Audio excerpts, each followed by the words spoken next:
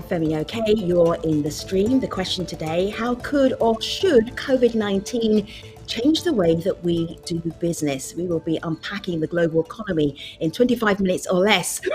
I'm going to need an A team to do that, and I think I have just the people to help us do it. Hello there, Grace. Introduce yourself to our audience. Hi, Femi. So I'm Grace Blakely. I'm a writer at Tribune magazine, and I last year released a book called Stolen: How to Save the World from Financialization, about how finance has changed the way that capitalism works. Good to have you, Grace. Hello there, VJ. Tell everybody who you are. Nice to be with you, Femi and Grace and Rebecca. I'm Vijay Prashad. I'm the director of Tricontinental Institute for Social Research. We're based in Argentina, Brazil, South Africa, and India. Thanks for coming to the stream. And Rebecca, lovely to have you. Tell everybody who you are. Femi, thanks for inviting me. My name is Rebecca Henderson. I'm a professor at the Harvard Business School, where I designed and taught a course called Reimagining Capitalism. I just published a book called Reimagining Capitalism in a World on Fire. And I am all about how business must, should, and can help solve the enormous mess we're in. All right, great to have you guests. We are also streaming on YouTube. So you armchair economists and armchair pundits, this is your moment. You can weigh in the YouTube chat, and you can be part of that conversation as well. I want to start with Nafis Ahmed. He's the executive director of System Shift Lab.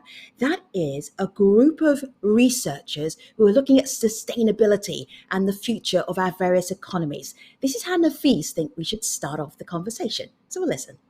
Science is now showing us that if we want to really solve our environmental problems, we have to rethink our economy. We have to rethink the way in which we relate to nature through material flows represented in the economy. And that means rethinking everything we take for granted about our consumer lifestyles, our aspirations. We need to really rethink our entire paradigm of life, moving away from this model that we're so used to, based on atomistic, individualistic, competitive behavior, towards more cooperative forms of living where we share, work together, and live more harmoniously with our natural environment and with each other. That is a lot of rethinking. I'm just wondering what has happened with COVID-19 that we are starting to think about how do we do business differently. Grace, you start. Yeah, so as you said, there was a lot to unpack in that opening statement. But I think, the broad thrust of what we just heard is quite right. We are going to need to transform the way we live, the way we consume, the way we do business, if we're going to adapt to climate breakdown. The one thing that I would add to that, though, is I think this is something that the COVID-19 pandemic brings out as well, is that there is a question there about who is doing the adapting and whose interests the adaptation takes place. Because, of course, you can imagine a kind of adaptation to climate breakdown that really insulates the most powerful from having to, pay back for the impact that they've had on the environment, which we know has been more extreme than the impact that the least well-off have had, and in which the costs of that transition are actually imposed on those who have done the least to cause it, particularly the kind of poorest people living in the global south, where the climate crisis is likely to have the greatest impact. So yes, I agree with this idea that we need to rethink the way that the economy works, but I also think that we need to do so informed by an analysis of class, which will allow us to both understand where climate breakdown comes from, which is from the internal dynamics of capitalism, and also how we need to transform our economy and society in order to deal with it. Rebecca, I just want to Can remind I leap on that? Yeah, Rebecca, go ahead. I just want to remind everybody that the global pandemic was announced by the WHO on January the 30th. Now we're at the end of June, so we're looking at 5 months. So in 5 months, are we rethinking our economy? Rebecca, go ahead. I want to leap on that idea, Femi, because I think that opening statement was amazing. But my first thought was, how? How are we going to do that? And I think Grace has sort of pointed the way, but we need to be very clear. We need to make it very expensive to burn through the planet. So, technically some kind of price or regulation on carbon and topsoil and poisoning the ocean. But we need to change the rules of the game so that we get to the place we want to go. And what does that mean? tighter pollution regulation, really addressing inequality, making sure everyone can participate, or no one's going to be up for, everyone has to have a stake in our society. Otherwise, they're going to say, well, you change your way of life. I don't want to change mine. And last but not least, we have to, I think, really reinvent democracy so that the rich are no longer in charge of making the rules. Rebecca, my jaw just dropped I here. suppose you don't. How do you do that? Vijay, you go first. But I'm just, you just said reinvent democracy. Let me just get Rebecca to clarify that first, Vijay, and then you bounce right off the back of that, because that was a jaw-dropping moment, Rebecca. Super quick.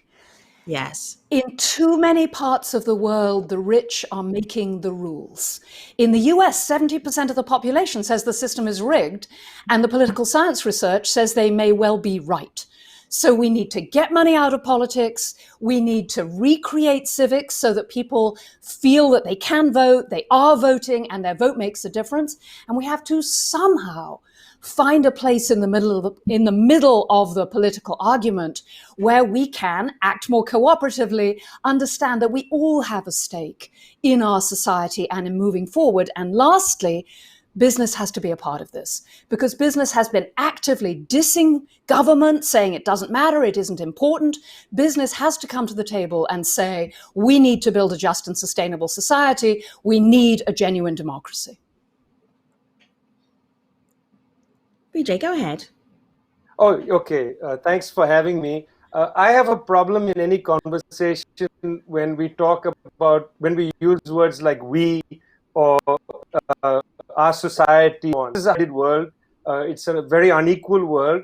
And yet, in some parts of the world, in some countries, in some states, in Vietnam, for instance, the reaction to the pandemic is different than in the incompetent parts of the world, like in the United States or in Brazil. In Vietnam, there have been no fatalities because they have a vibrant public sector and they have vibrant public action. Vietnam shares with China a 1,000-kilometer border. It's not an ocean away. And yet they had no fatalities. The government followed a science-based attitude. The government immediately enacted the public sector to produce much-needed goods. And they have not atomized their society. They have neighborhood groups, trade unions, and so on that immediately went into action. Public action is something that just doesn't come out of the ether. When you create a society where you've destroyed public action, you've destroyed unions, you've destroyed people's organizations, people don't know how to act without the state. And if the state is incompetent, then you're left to yourself. You're an individual. In Cuba, 24,000 medical students left their dormitories and they went out there and tested 11 million people. That's 11 million people. That's the entire population of Cuba. So why is it that these socialist states have been able to better handle the pandemic than these capitalistic states with their incompetent leaders like Donald Trump and Jair Bolsonaro? Rebecca? Grace, do you want to take that, or can I just leap on it? Vijay, I am in violent agreement. Vijay, I'm in violent agreement with almost everything you said, with one exception. So where do I agree? Healthy societies stand on three foundations: the free market, a strong, transparent, capable state, and a vigorous, deeply rooted civil society. And I completely agree with you that the problem in states like Brazil and the US is we have too long negated and run down both civil society and government. We need to build those back up and get them into balance. My only point of disagreement is you're talking of Vietnam as socialist. I think of Vietnam as a balanced economy with a strong free market, strong civil society, and strong government. The kind of state that the kind of society we should all be trying to build. See, the idea of coming up with a statement like a healthy society is these three principles. The question is, who came up with that? Who decided that a healthy society is a free market, is civil society is a democratic state? I'm not sure that these are universal principles. They don't come from Abraham or from God or whatever.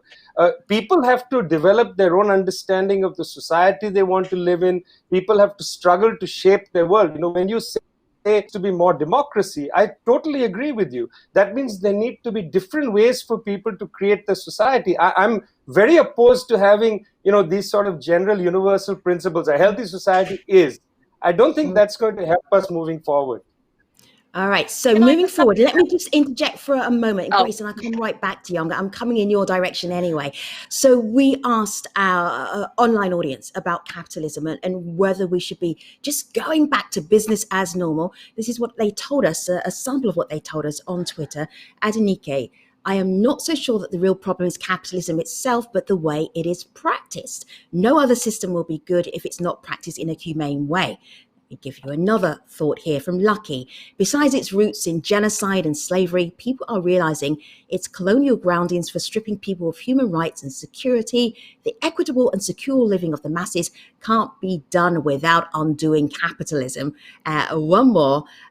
This is Stephen Ndai. Socialism is starting to make sense these days, but I guess we are not ready for that discussion yet. I think that Grace is ready for that discussion. This is a piece that she wrote not so long ago, how the coronavirus crisis is pitting capitalism against democracy. Grace, expand.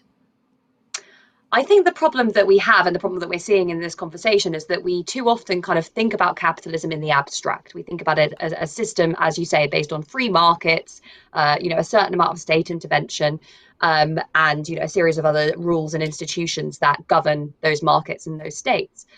Whereas actually, if you look at the historical development of capitalism as a system, then you start to realize that the various crises that are associated with capitalist development are not kind of contingent coincidences that have come about as a result of leaders failing or individuals failing. They're actually inherent to the nature of that system itself. I think we're increasingly seeing that when it comes to the coronavirus pandemic. I think something we were just discussing was whether or not we need free markets to have a healthy society. I think it's become very, very obvious that we do not have free markets under capitalism. On the one hand, the level of market concentration that we are seeing in many sectors today is astounding. It's more significant than at any other point in history. Over the course of the pandemic, the largest 4 tech companies came to compose, by market capitalization, a fifth of the entire S&P 500 index. That's a staggering level of monopoly power that those companies have. At the same time, you have central banks and states providing endless amounts of loans and actually free money in the form of quantitative easing that has been plowed into the financial sector, which has found its way to corporations that have been able to borrow very, very cheaply, which had led up to the kind of corporate debt problem that we had before this crisis and which is manifesting itself now. We don't have free markets. We have markets that are constructed. Markets are constructed in the interests of the powerful. And that isn't something that's, as I said, coincidental. It's not something that we could just fix by kind of tinkering around with the system. It is an inherent part of the way that capitalism works. Now, how do we deal with that? That was the question I was kind of looking at in my article. When you're starting to see monopoly power and actually state control over the economy, but in the interest of the powerful, expand so much during this time. What can we do in order to push back against that? And what I think we need is not just political democracy. Political democracy obviously needs to be deepened and broadened, particularly in places like the UK, where we still have, anti-democratic institutions like the House of Lords. We also need economic democracy. We need to be able to extend the principles of political democracy into the realm of the economy, whether that comes in the form of, the building up of cooperatives, of worker ownership of large corporations, or greater public ownership and public democratic ownership, where workers, service users, and actually society as a whole have a say in how our economy works. Yes, can I just bring in Professor Bina Agarwal? Professor Bina Agarwal is thinking about this from a global south perspective. What has COVID-19 given us an opportunity to look into? What are the fault lines that COVID-19 has exposed? This is what she told us earlier. This pandemic has revealed 2 faces of humanity. One face is of hunger, unemployment, and poor people dying without health care. The other face revealed by the pandemic is of communities reaching out to help others with food and support. This holds future hope. I believe governments must build healthcare and social protection for all. And communities should cooperate to transform our food systems and our natural ecosystems. This could create millions of jobs. Most of all, human cooperation rather than competition should be the center point of our economic models. Vijay, I'm just wondering, this is an incredible opportunity that we have. Global economy shut down for about 5 months. It's going to take a while for it to build back up again. This is a reset, surely. It's absolutely a reset. I think the important issue on the table, Femi, is the debt question. $11.9 trillion of debt, external debt burden on the developing countries. This needs to be immediately cancelled. There's $32 trillion in tax havens. If you don't cancel the debt, you're going to make it impossible for most of the world to rebuild their public sector. Just give you a quick example from Jamaica. The IMF has insisted that Jamaica hold public sector wages down. What that has meant is, for the last several decades, the Jamaican government, which really runs the public sector, health sector, hasn't been able to pay adequate wages to Jamaican nurses. And then comes the NHS from the UK, then comes private hospitals from the United States, and they pull nurses out of Jamaica. So Jamaica's healthcare system is destroyed. Not nurses necessarily go to the United States or the UK, but because the Vijay, IMF it's a little is difficult to hear you right now. I'm so sorry, Vijay. I'm just going to ask you to just finish that thought in a sentence, because your internet connection is just breaking up a little bit. Make that point in a sentence if we can, so I can move on. Go ahead. It's just the quality of the internet, not the quality of your discussion. Go ahead. Wrap up that thought, Vijay. All right, we'll come back to Vijay. Rebecca, this idea of a reset, is that realistic? Go ahead, Femi, Rebecca. it really is. Femi, it really is. Firms are really changing how they think about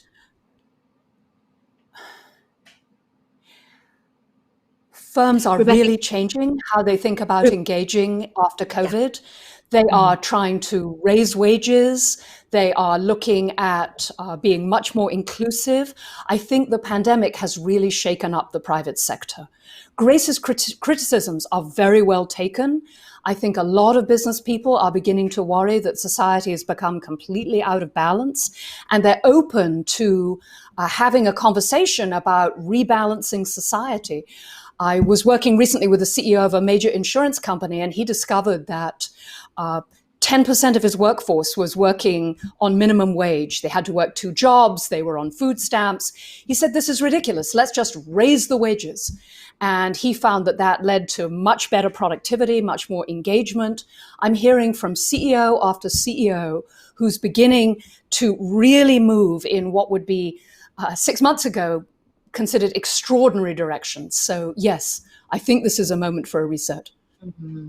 I'm just going to look here at YouTube, Grace, and throw a couple of the ideas at you, and you can do an instant reaction. Burhan Surah, thank you for being part of our conversation, Burhan. As a result of COVID, could that negatively impact all types and level of economy? Could COVID kill capitalism? Well, I'm not sure about that. I'm not sure that the coronavirus is quite powerful enough to destroy all of the political, economic, and social systems upon which life all around the world, within which life all around the world is linked. What I would say is that the pandemic is kind of accelerating many of the problems that already existed within the kind of capitalism that we're living in today. And really, that is a kind of capitalism that's characterized by continuous crises, generated in part by the combination of rising inequality, which is associated with low demand and low returns in the real economy, at the same time as we have this financialized economic model that sees periodic booms and busts in financial markets. Now, if you look back over the last kind of 20 years, well, actually longer than that, if you look back over the last kind of 40 years, you can see this cycle of boom and bust take place. And there's, a financial boom driven by a kind of mania in a particular asset market. Obviously, before the financial crisis, that was housing. More recently, it's been high yield corporate debt, so risky corporate debt that money's been kind of flooding into. And as soon as that euphoria ends, you see a big crash. Now, the big question there is what the state does after those crashes take place. And what we've seen is the state steadily loosening monetary policy, so cutting interest rates and obviously constructing this system of quantitative easing of asset purchases. And we're really starting to see state activity in the global north directed towards targeting asset prices. That means basically keeping the wealthy wealthy. Now, that is potentially enough to save capitalism from some of its own problems and contradictions. But whether or not it's enough to actually deliver rising living standards for the vast majority of people is an open question, and I don't think that it is. Rebecca, I'm going to put another thought to you from YouTube. This one is from Clovis Rondinelli. And Clovis says, it took IKEA one weekend to go back to sales volume prior to the pandemic. Are we really going to see any long-term changes? Oh, Clovis, what a wonderful question. I hope so. I really hope so. Our system is really in a bad way. We need to make some major changes. Grace and Vijay and I disagree on exactly what, but we all agree major change. I'm guessing you feel the same way. I think we will. We've seen the closing down of thousands of firms. Half in the US, half of Black Americans and half of Latinx Americans are financially struggling. We're seeing a major social movement. Half of the students at the Harvard Business School think capitalism is broken. I think we're going to see change. This is a good point for me to bring in Candice Malik. She's a freelance journalist and she speaks to that point you were talking about, Rebecca, about racial justice, social justice as well. And now is a good time for change. This is what Candice told us earlier. I have a column called Black Canary, which I discuss about how the coronavirus pandemic really highlights the way capitalism is failing all of us, whether it's having our healthcare tied to employment, the fact that minimum wage has been so stagnant that people have already been living in poverty, and this just kind of made it worse. We need our government to act. We need social benefits. We need universal health care, universal basic income to support us in times like these. And we really need Congress to continue the extra $600 in unemployment benefits. You know, everyone's talking about Black Lives Matter right now, but I want to see that in your economic policies, because Black people have been disproportionately impacted by this, both health-wise and both economically. And so I'd really like to see that addressed. Vijay, do you think that discrepancy will be addressed? It's so in our headlines right now. We are seeing protests around the country and around the world talking about the disparity of social injustice and the disparity about race and how races are viewed. And we have this opportunity. Yes, but this opportunity will not be taken, I'm afraid. Because if you look just within Europe, there is a group known as the so-called Frugal Four, and they are refusing to collectivize the debt of Southern Europe. They are refusing to cancel the debt of the developing world. I mean, they have a racist attitude towards other people on the planet. In other words, that they are not frugal enough. The very word frugal being used here is troubling to me. When you look at the way the debt crisis has basically continued from the 1970s on, and there's been no adequate debt relief to anybody. This has destroyed societies. It has convulsed the public sector in many countries. There's no appetite from any of these governments, from any of these people. To my mind, they are not serious people when it comes to solving crises. They want to kick the ball down the road. They don't want to change the deep inequities that have colonial roots in this system. They simply have no appetite for it. I don't see Boris Johnson, here he is defending Winston Churchill, for God's sake.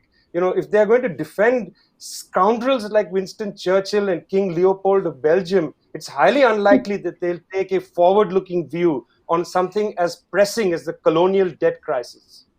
Vijay, do you know what? You just wonderfully connected to a show that we have just done, which is about monuments and who should come down. And we talked about these icons, these monuments. And so the previous stream show connects to the current stream show.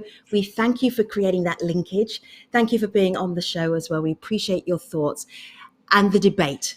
Grace, thank you. Rebecca, thank you. And also YouTube, thank you so much for being part of this conversation. Always a good time to tell you that we never have enough time on the stream. So on Sunday through Wednesdays, we have an Instagram live conversation. Sometimes it's with the guests, sometimes it's with somebody who's very important for the topic, and always it is with you. 16:30 GMT, Sunday through Wednesday on Instagram. But for now, I'm signing off. Thanks for watching. See you next time.